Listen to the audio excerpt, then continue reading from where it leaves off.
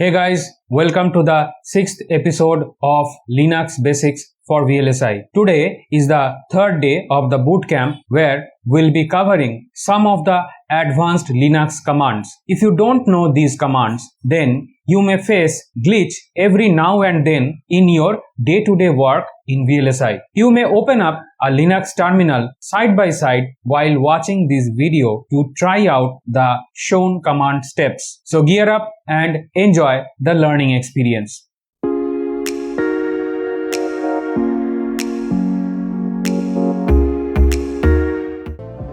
Hey guys, welcome back to the computer screen. Today we are going to walk around to a couple of advanced commands. All the basic commands we have done in the last two episodes. In today's episode, we will cover the advanced commands. So without any further delay, let's begin. So this command, when I execute, what happens that here you can see these columns are coming out. So last episode, I have already explained what these columns means. Now, today we will look into the first column. So here you can see there are fields 1, 2, 3, 1, 2, 3. If I start from here, and we are not talking about this particular column. So here you can see I have highlighted fields are there. So RW dash, RW dash, R dash dash. So these three are fields which represent a file permission. In Linux, the file concept is a bit different as compared to its Windows counterpart. What is different? Whenever we have a file in Windows, anyone can access that. Obviously, that person has to be connected with the system. Now, in Linux, there will be multiple users, and multiple users, each one have their own area of working. And if there is a common area where multiple users can work, what will happen? Several users will be creating files. Now, Linux has a provision that if multiple users are working in the same area, even though one cannot alter another person's file until or unless the other person gives the proper permission. Now, how that is done? That is done through a command and these fields which is kept highlighted. So let me show you the command here. The command is chmod. It is to modify the permission of the file. So I will go in detail. Let it be there. The file permission. Here you can see there are fields already mentioned. So these first three fields corresponding to the user, that means you. The next three fields corresponding to the group means, say, in a company, there are several groups. Some are front-end group, some are back-end group, some are CAD group. Say, you are inside one of these group.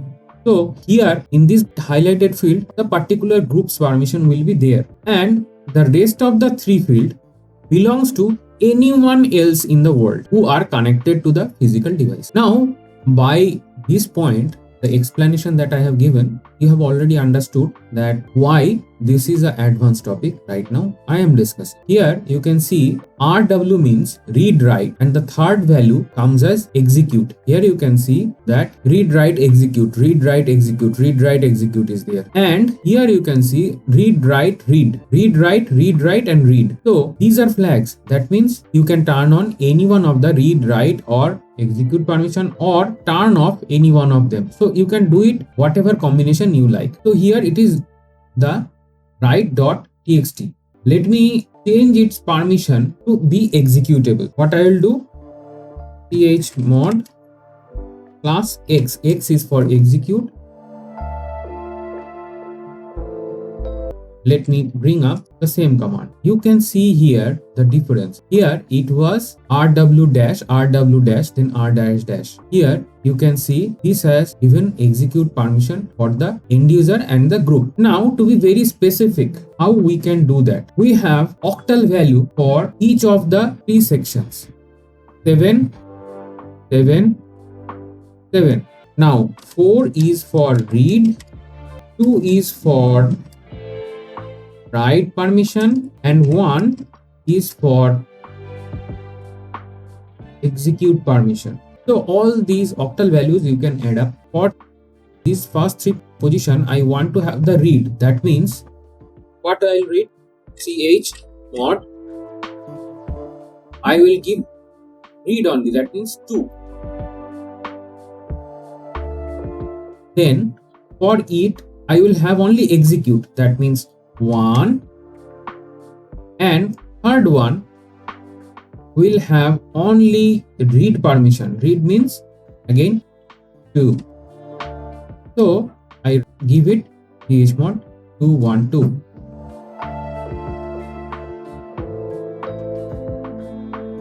I just do it for this particular file. Now you can see I have given write, execute and write permission. So you can see write, execute and write. So let me clear the screen.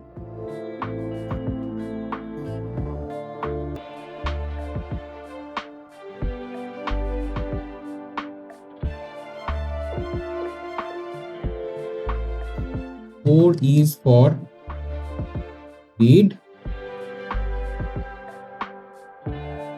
2 is for write, 1 is for execute.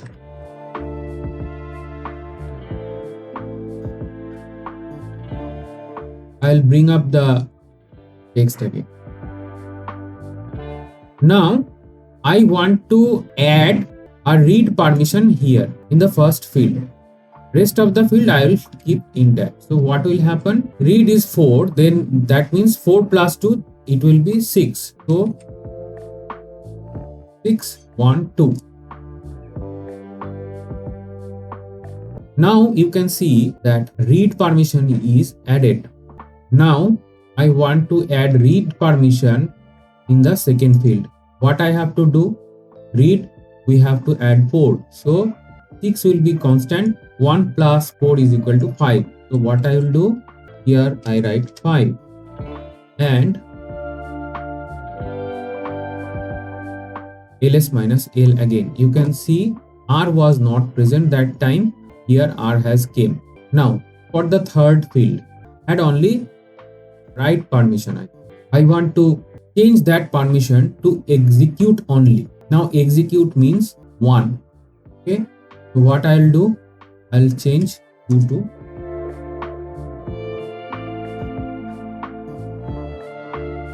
you can see this is how you can add these octal values. 4 is for read, 2 is for write and 1 is for execute. And this way in the same sequence for the user, then the group and the rest of the world, you can change the file permission.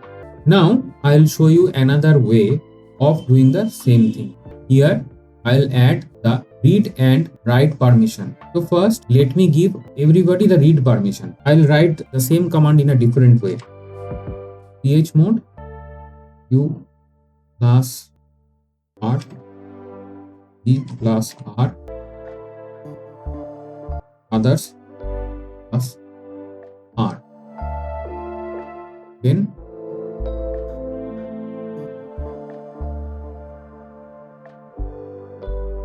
give the write.txt.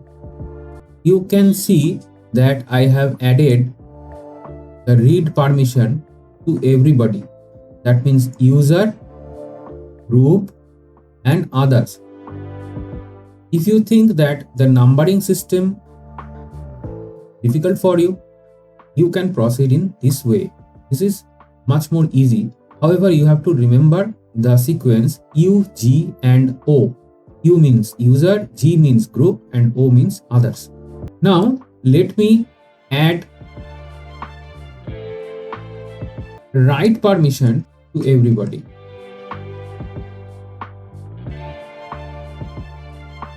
So you can see write permission is given to everyone. What I will do next? I'll remove the execute permission from the third field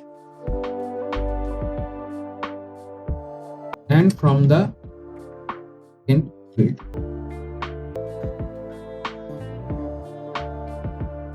You can see that plus means those things will be added and minus thing means they will be subtracted. That means they will be removed. So here it is plus RW, here plus RW, minus X minus.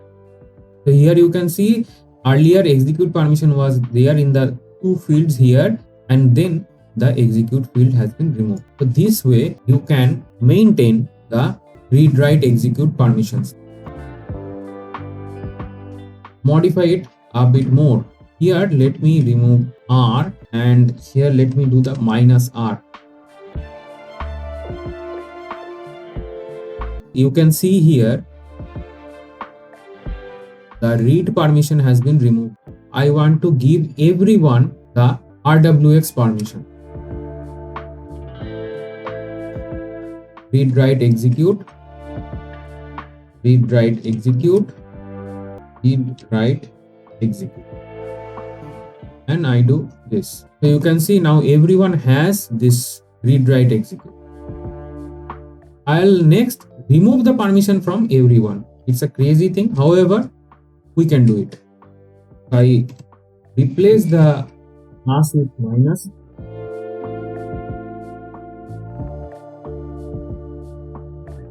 and you can see now this file do not have permission for anyone to do anything. I'll change it back to the all permission. So folks, the command chmod I have demonstrated two different ways. One is a octal number system. Here you can see 4, 2 and 1 read write execute. You can change is by the value addition and calculation of the position wise, or you can do it in a much more quick way without remembering the octal values, that is these three fields, comma separated fields, where plus means we are adding, minus means we are subtracting the particular permission.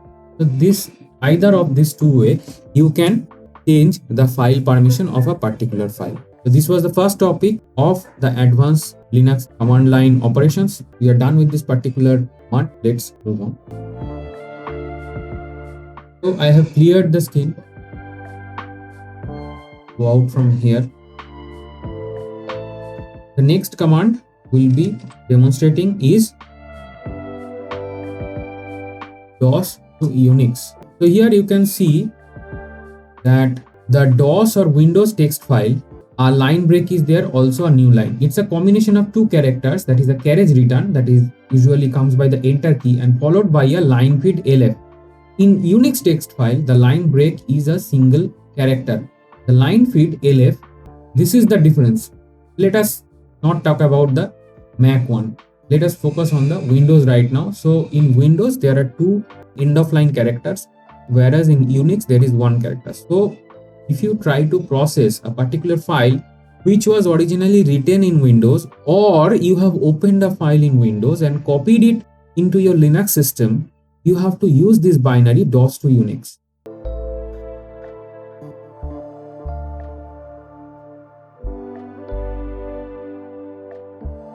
The reverse is also the Unix to DOS. The purpose is just the reverse.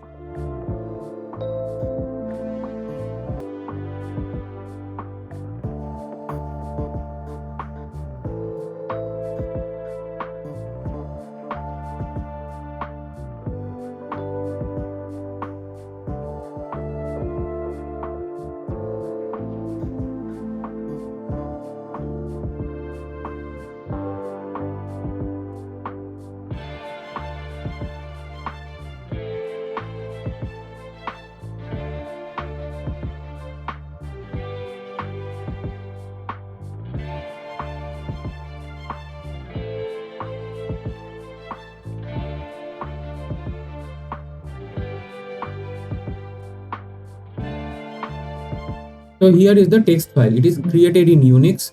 So in case it has came from the Windows, or you have copied the content from a Windows file into this file, what you have to do? DOS to Unix followed by the file name. So here you can see DOS to Unix converting the file to Unix format. So this way the end of line character as well as many non-printable characters which come under a Windows file.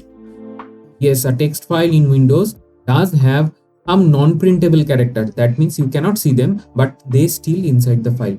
So those particular characters will be removed and accordingly the modifications will be done as per the Unix file system. The reverse, if you want to do, you have to do Unix to DOS, then to give the file name.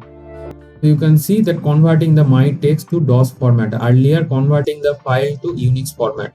So this way, this particular binary helps you to convert this. When you are working in VLSI, base machine is Windows. There you have some file or some data which maybe came over an email. You copy it inside a text file inside your VNC and actually inside the Linux. That time when that particular file is getting read by the particular software, it gives some error which you cannot figure it out. At that particular situation, this DOS to Unix binary generally comes into picture. The second binary, that Unix to DOS, is not that much used in VLSI. However, the first one, that is the DOS to Unix, is used in a huge quantity, and most of the time if you open up the file you cannot see the non-printable character and you will keep wondering what is wrong with this particular file. So that thing you have to take care by this particular binary. So the next command that we are going to discuss is the diff command that compares file side by side. Let me go back here. Let me do ls start.txt. Now we have aa.txt and bbb.txt. If I do diff dash y,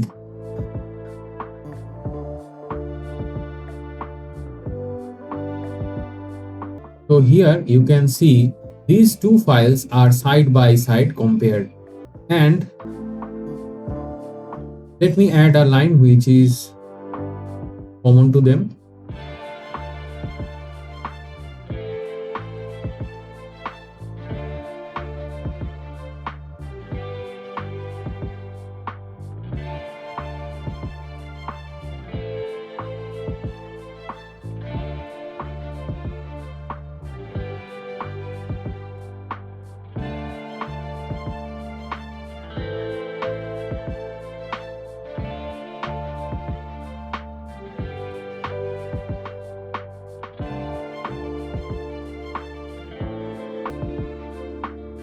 Let me do the same thing. I have to make one small change here.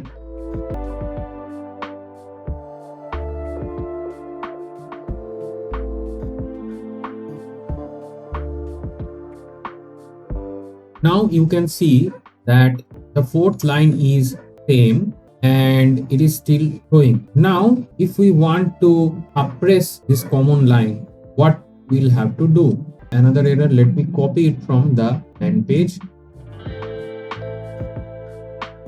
and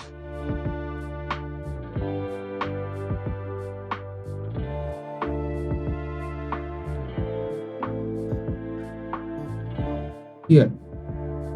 So you can see after giving the suppress common lines, what happened, that the line, the good morning, which was here and here, the same line, it vanished. This is a very primitive binary in Linux. A bit more advanced command, we can use the sdiff command. I'll show you here. Let me clear the screen here.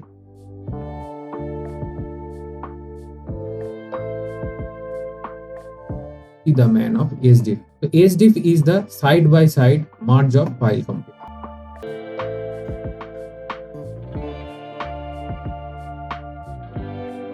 Sdiff, then dash s, then I give aa.txt and bbb.txt. So s will suppress the common line. Now you can see the last step that we have done with the diff comes to us in a very easy format. Now if I do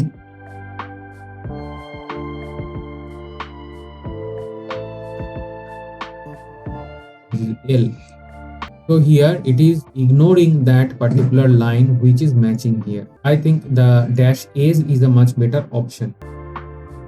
Now if I do the capital B, it will ignore the blank lines, and if I do W, it will ignore the white spaces. So these are the set of commands that you can with the sdiff command.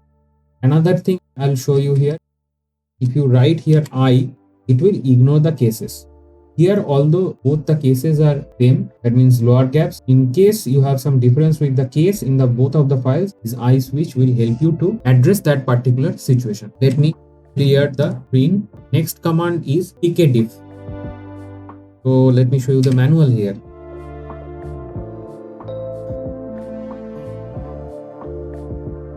tkdiff is a graphical diff utility. And how we use that? tkdiff then file to compare two particular files. We'll not go in the deep advanced area. We'll stay here because that area yet not covered the CVS and all.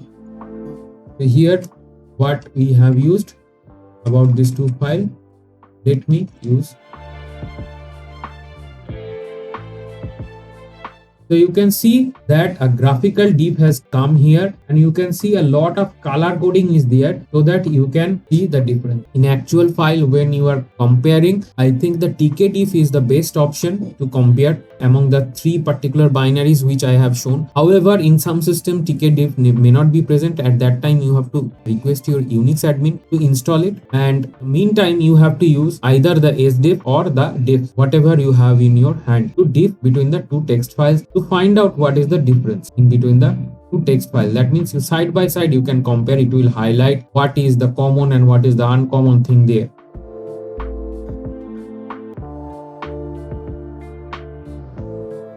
Let me do that. tkdiff and mytext.txt and text2.txt. So here you can see that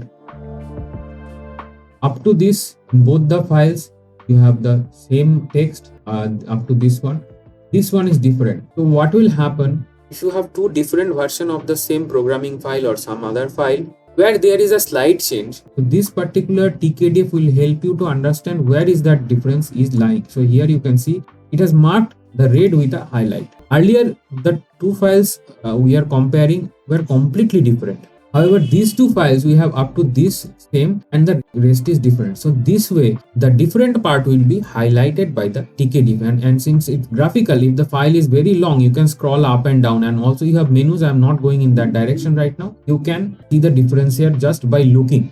Close it. Next command we are going to do is the xargs. Xarg does what? Build and execute command lines from standard input. So this is nothing but a command that can process the piped output results one by one in sequence. So let me show you how. So here if I write find dot slash, you must have remembered the find command from the last episode. In case you don't remember, please go ahead, use the chapter and learn this command. My name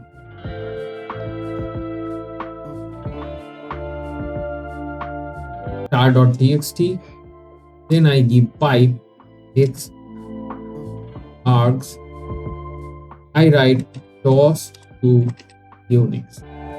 So this means now find will find all the text files under this particular directory, that means present directory, and all the subdirectories, and give one by one output to xarg, which will apply the another Unix command DOS to Unix on each of the file. So this means you are on the single go using one particular command from where you are getting a list, and in the next section using pipe and xargs you are applying a second Unix command on each of that particular file.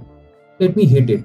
You can see it has found all the text files and it has updated all of them with the DOS to Unix. So it may happen that in VLSI you have copied multiple files from your Windows location to your Linux location either by FTP or manually, and all those files in your common area that is under a particular directory and under the subdirectories, you have to convert them using the DOS to Unix. You can use that. Here in this command, you can give the topmost directory of your working area and execute this. Another thing could be, here it could be a different file rather than a text file, that is human readable ASCII file, like any file, like a C programming file, a Perl programming file, or a Verilog file, or a VHDL file. Any file could be that. So if you hit that, it will find all those files and it will convert them into the particular format. So I have shown you, you can try out like this. You can go ahead and read the manual of the xargs and you can choose what to do. I have shown you a very safe thing that you can do without any destructive operation. Show you with an example.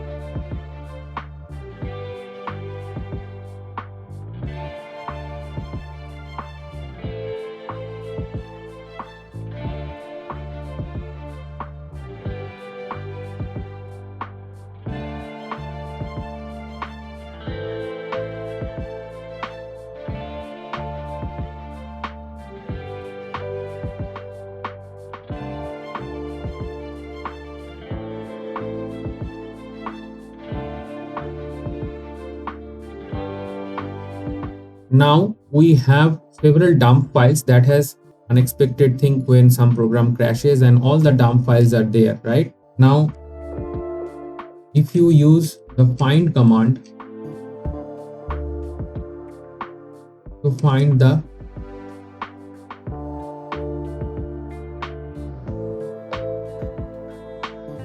dump file, so you can see this dump file. So removing them one by one, you have to click and then to execute one by one. However, if you want to remove them automatically, all the dump file,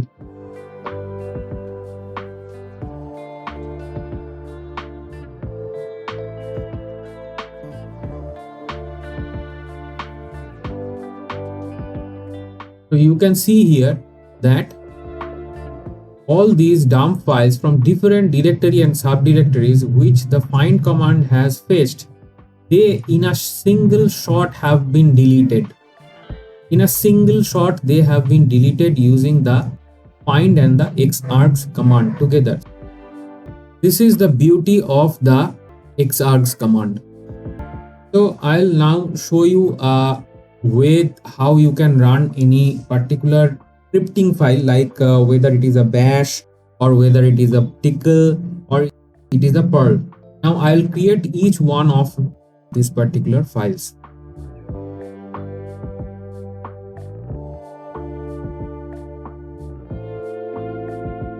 So I have touched the bash.sh. I am using nano to open this particular file. Let me start which bash. So here is the bash, right? And here I write #bang user bin bash as the first line, and then I write echo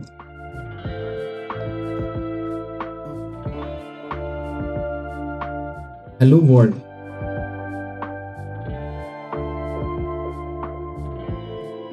I do the save here and then save it, exit it. Now I have to make this particular file executable.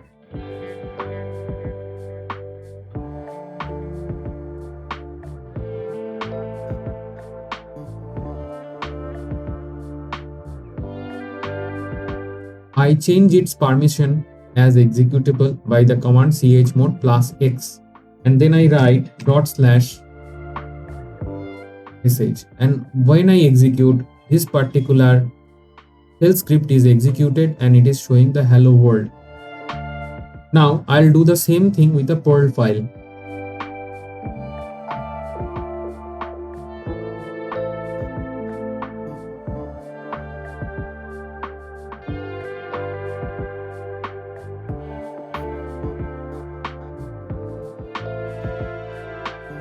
The extension has to be PL. Let me remove this. Now let me open PL. So here first line I have to give the Perl binary, which Perl.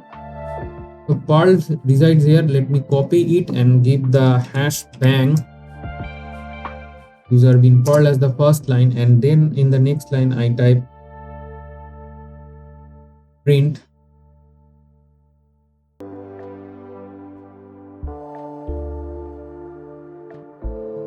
hello world. If I hit save, so you can see that the syntax highlighting is there. It highlights the print command with a different color, the first line with a different color inside Nano.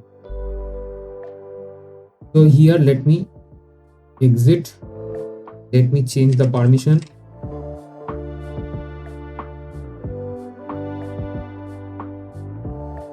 and let me now execute it.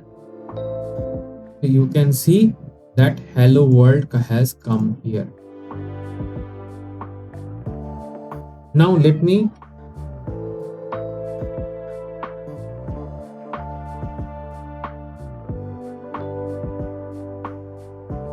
do the same thing for the tickle file.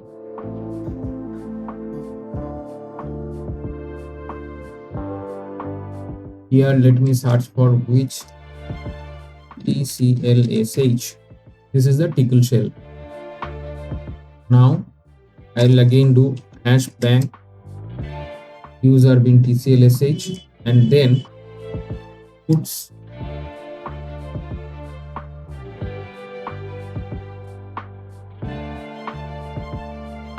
I save it and then I exit. I do the permission change. I have to make it executable. So I write chmod plus x and then the file name.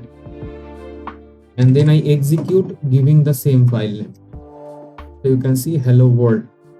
Now you can see that the shell script has executed, the Perl script has executed, the tickle script has executed.